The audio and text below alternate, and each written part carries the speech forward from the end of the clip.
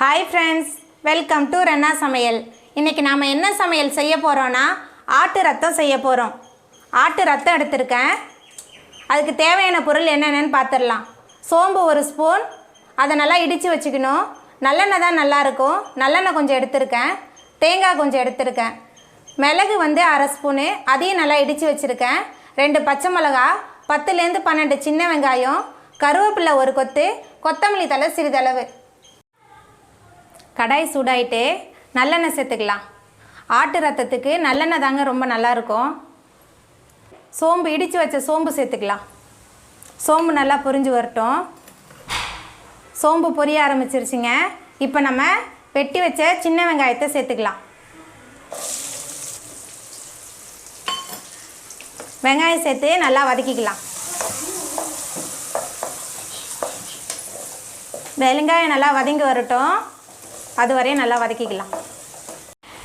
வெங்காயம் நல்லா வதங்கிருச்சு இப்போ வெட்டி வச்ச ரெண்டு பச்சை மிளகாவை சேர்த்துக்கலாம் வெட்டி வச்ச ரெண்டு பச்சை மிளகாயை சேர்த்துக்கலாம் பச்சை மிளகாய் நல்லா வதங்கட்டும் ஒரு 2 நிமிஷம் வதங்கினா போதும் பச்சை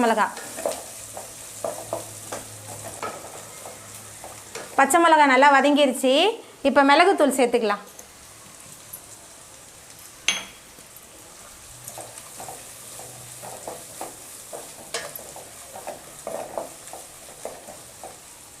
அதுக்கப்புறமா ஒரு கொத்து கருவேப்பிலை சேர்த்துக்கலாம்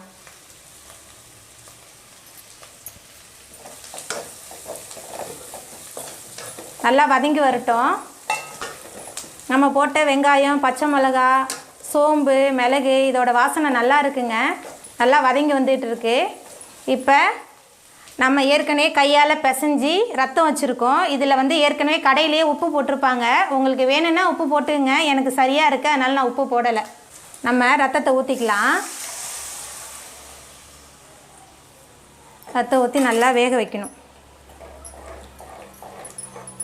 போடும்போது ரெட் கலராக இருக்கும் நல்லா வெந்து வரும்போது அதோட கலரே மாறி இருக்குங்க கருப்பு கலராக ஆயிரும் உப்பு வேணும்னா இந்த ஸ்டேஜில் நீங்கள் உப்பு போட்டுக்கலாம் பபிள்ஸ் வருதுங்க நல்லா வெந்து வரும் நமக்கே தெரியும் கலர் மாறினது இப்போ பாருங்கள் கலர் இப்போவே நல்லா மாற ஆரம்பிச்சிருச்சு இன்னும் கொஞ்ச நேரத்தில் எல்லாம் கலந்து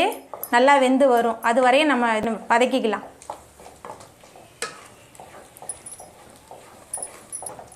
நான் கையால் ஏற்கனவே நல்லா பிசைஞ்சிட்டேங்க அதனால் நமக்கு ரொம்ப நேரம் தேவைப்படல